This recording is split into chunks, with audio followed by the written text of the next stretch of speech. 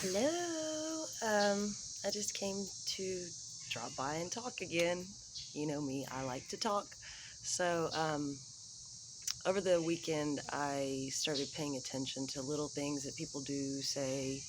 And I've been a people watcher my whole life, but when it comes down to it, seeing how they'll put you in a position to make you feel like you said something, you did something, and you sit there and you think, what the hell's wrong with you? Like, you just said that. I didn't say that. And then you said I said it about you.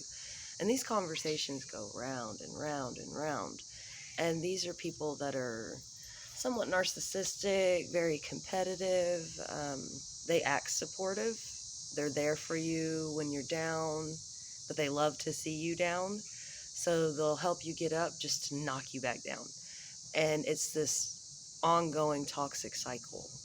So I'm realizing this for myself, and I'm realizing a lot of people don't realize this. So I'm just coming to bring to your attention what coworkers can do, spouses, boyfriends, girlfriends, brothers, sisters, moms, dads, schoolmates, whatever it is, that there's always somebody that looks at you and is wanting to be like that. That, you got a new car, they want a new car. So you're happy all of a sudden and they're starting to get sad. And then they reach out to you and they try to steal your energy. Oh, I need you to lift me up. I wish I could be more like you. And then they act like they want you to help them, only to find out they were just draining you. These are called vampires. And we walk around in this world going, oh, there's no such thing as monsters. There's no vampires. That's in the past. And those were just stories. But the whole thing is they're everywhere. And when you look at a vampire, you think of somebody who sucks your blood, right? And they slowly steal your life or they alter who you are. And these are people we all know.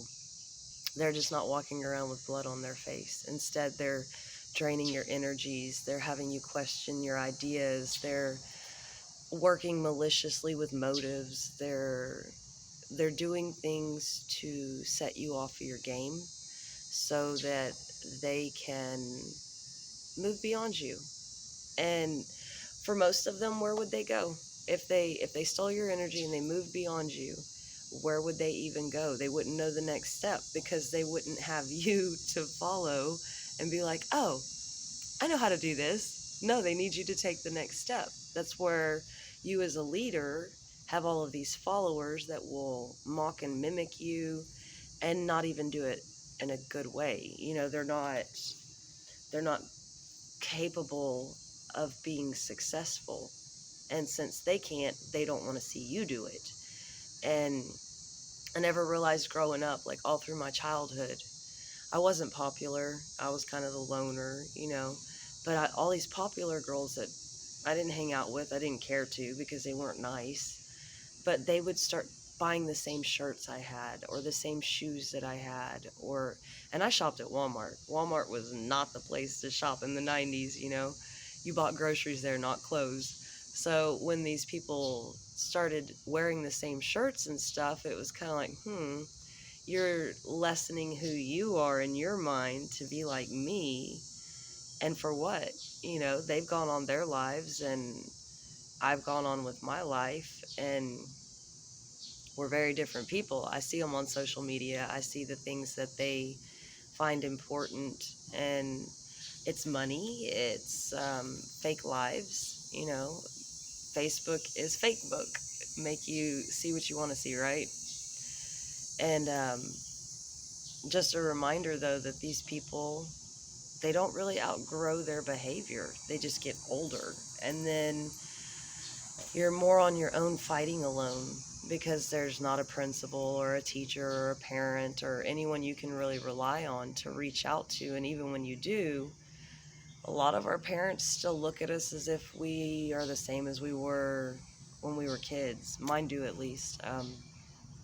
Mine think that I cause chaos, and I'm not like my sisters. I'm not busting my ass to make money that I'm going to spend the same year and not even save or do anything with. So Instead, I've spent my time on raising my kids, educating them about the world, focusing on what's going down with the planet and how we can help fix that before it's too late. There's just a lot of things that are more important than faking it with the Joneses.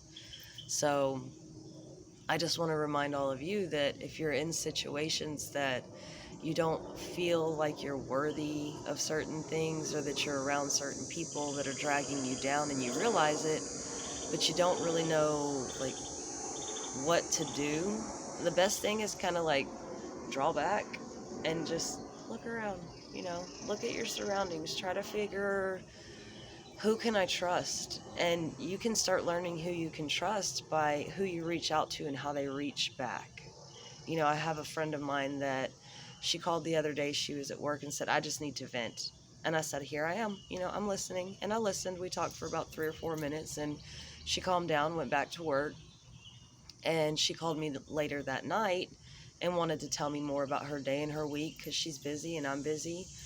And when it came my time, she said, I just want to let you know that I'm really drained emotionally, energetically. I'm exhausted. And I knew she was. She had worked a 12-hour shift and still told me more about her day. And then when she was done, said, okay, now it's your turn. And that's a friend. That's somebody who was like, I'm just letting you know, that I don't have a lot right now. I'm really tired, but I'll try to be here. And we do that for each other. We go back and forth. And those are friends that you can rely on. Now, I have another friend that will call me that I don't really speak to anymore, because she'll call me and say, hey, girl, what's up? And I'll start talking. And then, oh, yeah, let me tell you what happened with me. And then it just kind of fades off into her drama. And when I was going through a really hard time and I tried to talk to her, it was, oh, don't bring that drama around here. You're coming over here to relax and have a good time. Nobody wants to hear all that. So that's the difference between types of friends you can have. The ones that will support you morally, emotionally, mentally, hug you, be there for you physically, remind you that you're doing great, even if you don't feel like it. And then you have the other ones that just want to suck the life out of you because they're feeling crummy and nothing's working out for them, and they remembered how you make them feel. And there's a lot of people that remember how I make them feel. And then I have to remind myself of how they make me feel. And when I'm done with them, I feel like a piece of trash who's been used, that's still on my own and has a lot more stuff going on in my head. Somebody's crazy can make you crazy if you open yourself up to them in a way that you're trying to be there and help them, but they don't really want help and they really don't care what you have to say. They're not calling you for unsolicited advice. They're just calling you for a free therapy session. But those free therapy sessions for them cost you energetically and emotionally, because as humans, we have a tendency to care for others, and it might not be all the time. It might be sometimes, like when you're really down, then all of a sudden you want someone to care for you, so you start thinking about others and how you can care for them. So just don't get caught up with the wrong people that are draining your tank and they're confusing your mind, and you just find yourself at the end of the day going, why do I even talk to this person? Like, what do they bring to my life? And that's not selfish to ask at all. What do you bring to my life? Because if you don't bring anything to me and I'm giving to you, it's like a bank, an energy system that you're going to be depleted. They're going to take that energy and then they're going to go off and they're going to spend it incorrectly. And now your creativity's gone. Your drive to want to be successful or satisfied with your life, or the ability to do a job really good at your job, to be noticed, or to where you can be there for those that are here for you. So just keep in mind that as you're going through life, no matter what your age is, there's always going to be somebody competing with you. And there's always going to be people that are trying to knock you off of your feet. And then there's going to be people that put you on a high horse so they can knock you off of it. And you didn't even put yourself there. And in the end, you're like, whoa, what just happened? How did I go from standing up to now I'm trying to figure out how to get on my knees? It's a cycle that we tend to go through, and it's a cycle of crazy, toxic negativity. And when you notice the toxic behavior and the negative actions and how people can make you feel drained, please take a step back. And it doesn't matter if you're alone. If all you can do is listen to music and dance and enjoy yourself, and I know it's hard when you're in a off state of mind, that it's hard to do anything that brings your soul happiness. So even if all you do is write in a journal, who knows, it could become a book. That happened with me. I started writing out what was going on in my life in a way that others could see it, but there were no names involved. It was not a true story, but it was. And that book is on Amazon now because I couldn't fight back anymore. It was 16 years and I was exhausted and my children were hurting and there was no more thinking. And the last thought I had was, no more. I'm done with this. And I found my self-worth, and I found the courage to walk away through writing that story. And after leaving, I didn't drive for 10 years. The person I was with had convinced me I wasn't good at it. And I always just let them take the reins of my life. And they drove my chariot all over the place. And they destroyed everything I had and had something left for them to stand on when I finally walked away. And I walked away with nothing except for 2 kids that needed me. And I'm perfectly fine with the fact that my children are safe. They can go to sleep every night now and not have to worry about how the night's going to go when I'm not around to protect them, how the morning's going to go, oh no, he's up again. So, like I said, that pain, I wrote through that pain. And the No Contact Zone is on Amazon right now, Kindle, Barnes and Nobles, and I'm super excited to share that with the world because it was the way that I healed. And then even on the backside, I wrote a healing program. It's a 6-month healing program, and I wrote the steps as I went through the steps to get away from that person who had such control over my mind. And this is what people will do that cannot create their own goodness. They cannot create their own energy. They can't be supportive of others. They can only tear them down. When you give them your energy, they slowly suck the life out of you. And those are the vampires. We know them as narcissists or covert narcissists, psychopaths, sociopaths, people with mental disorders or emotional disorders. And the thing is, they don't feel a need to change because they're fueled. And they're fueled by people that have big hearts like myself and even like you, that they see a shine about you that they can't find in anybody else. You can't hide a diamond in plain sight. When the light hits it, everyone sees it. When the moment arises and you come out of your shell, everyone sees it. And the only thing I can suggest is to become so comfortable with you that no one can shake you, because no one deserves to knock you off your feet, not even yourself. You have to continually build yourself back up and do again and try again and don't give up. So to allow people in your life that they're watching you and they're going, oh, I want to be like that, but I can't be like that, so I'm going to destroy that. And when they do get away with destroying you, it's taken me almost 2 years. January will be 2 years that I walked away. And when I got back, I hadn't heard music in almost a decade. I walked out of the 90s into the 90s, basically. And everyone around me had grown and changed, and the world was totally different. It was almost like flying cars everywhere, and music galore and all these issues that people were having, but at the same time people were waking up And it was a weird coming out from under a rock. And for the longest time, I referred to myself as Alice coming out of Wonderland. I didn't know my name. I didn't know up from down. I didn't know how to fit in. Certainly don't know how to date. I don't. People have changed. And it's to that point where I had to say, you know what? No one has to tell me how to do it.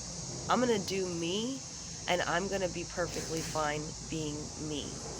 And I've gotten back to painting. I've gotten back to singing, even though I can't. You know, when you're drinking, you think you sing really good.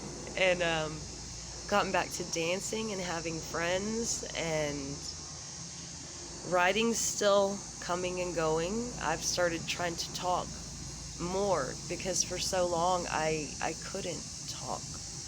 I had someone standing right here behind me staring at you doing this number and this number while I'm talking, and you in front of me going, and that always made me feel like I was crazy. I didn't know until years later that he was back here doing this to me. And he took a very strong, confident, independent person and squashed it. And when I figured out what I had allowed him to do to me, how I allowed him to break into my head, tear me down, and get me to believe it, it was a shocker. It was something where I said to myself, that is not happening again.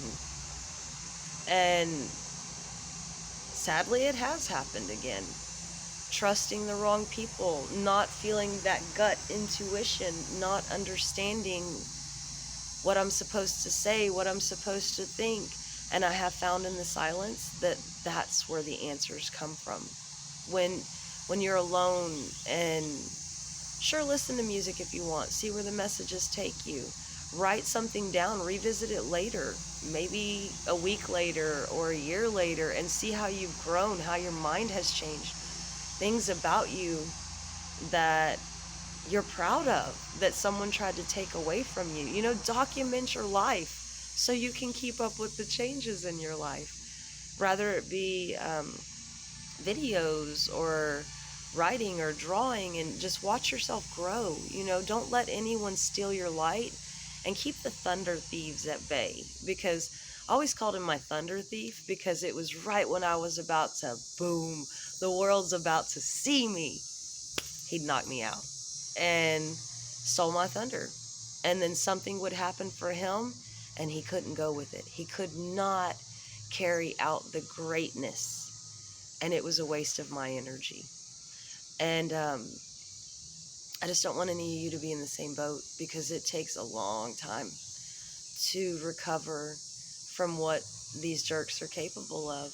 And once you see a narcissist, a sociopath, a psychopath, whatever, once you see somebody who is out manipulating the world for their own personal gain, you can begin to avoid those people. And it doesn't take much. Once they start talking and all they're talking about is themselves, their successes, what they want, sex, whatever it is, instant gratification, I deserve this. Once you see that they're all about them, you'll realize they were never for you. So hopefully this will help some of you realize that you are worth so much more than the people around you give you credit for. And I want you to stand strong, and I want you to keep shining. And one day you're going to stand up and you're going to find the courage to do the same and speak out to everyone in the world, because this is the internet. We all get to see each other. So love and light, and talk to you soon. Bye.